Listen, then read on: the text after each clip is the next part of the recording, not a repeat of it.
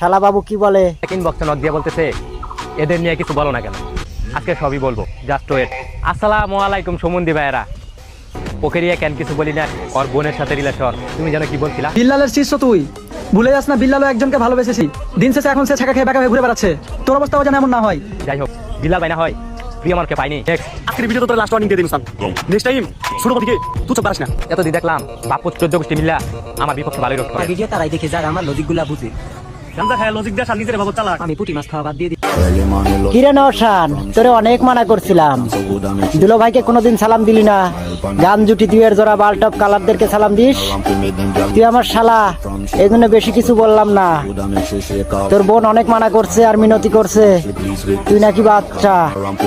আশেপাশে তো অনেক ফিটার ঘুরে, সেগুলো কি তুই খাস না? যা ফিটার খা।